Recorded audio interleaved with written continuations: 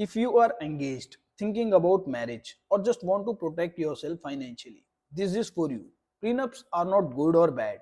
What makes them good or bad is how they are done, who is doing them, and whether the process is fair, transparent, and clean. So, in this video, we will see bad prenup versus good prenup. Let's slow this down and clear up a common misconception. When people say prenups are bad, what they usually mean is they have seen bad prenups.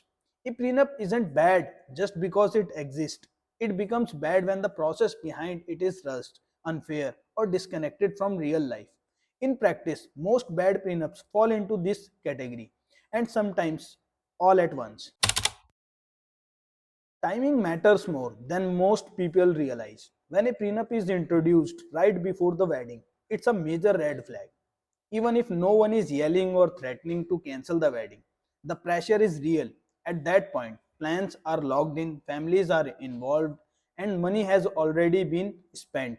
So saying no may not feel like a real option. From a legal standpoint, the timing can later be used to argue coercion or lack of meaningful choice, which makes the agreement weaker. Another common problem is lack of full financial disclosure.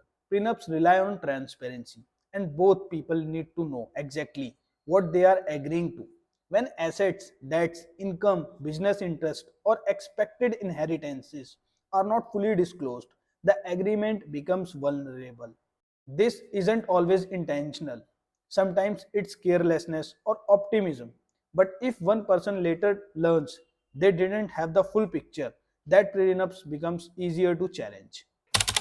Fairness is where many prenups quietly fail. An agreement that heavily favors one person can create resentment during the marriage that raise enforceability issues later. Some prenuptial agreements overlook non financial contributions such as raising children, supporting a partner's career, managing the household, or sacrificing earning potential.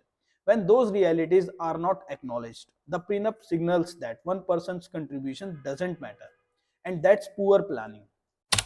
Many prenups are written for fantasy version of life where everyone stays healthy, works full time, forever, business never change and nothing unexpected happens. Real life doesn't work that way. When a prenup assumes decade of stability without change, it becomes unrealistic and unrealistic agreements tend to break down emotionally or legally when circumstances shift. Self created or template prenups often rely on vague terms such as reasonable support or fair division. Those words sound fine until there is a dispute. What's reasonable or fair depends entirely on perspective, and ambiguity invites conflict. A vague prenup doesn't prevent problems, it just postpones them. Now let's flip it. What makes a good prenup? A good prenup doesn't feel like a trap. It feels like a plan.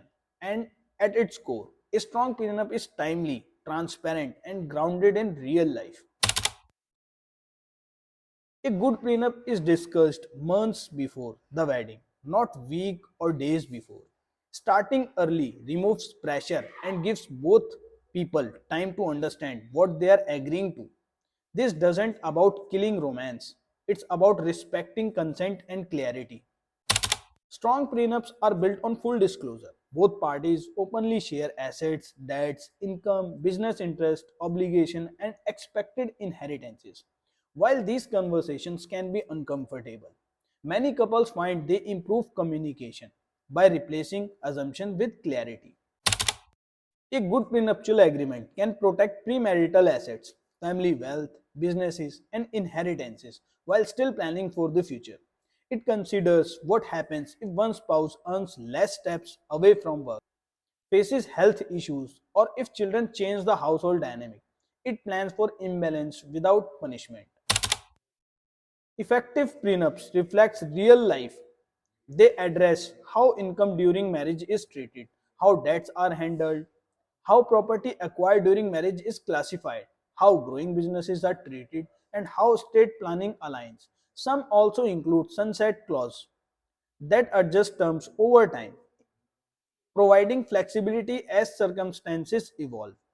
A good prenup also knows its limits. It cannot decide child custody or child support, which are determined later based on child's best interests.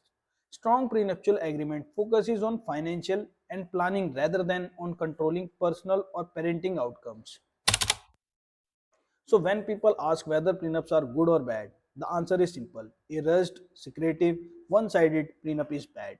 A thoughtful, transparent, and realistic prenuptial agreement can strengthen a marriage. The document itself isn't the problem, the process is.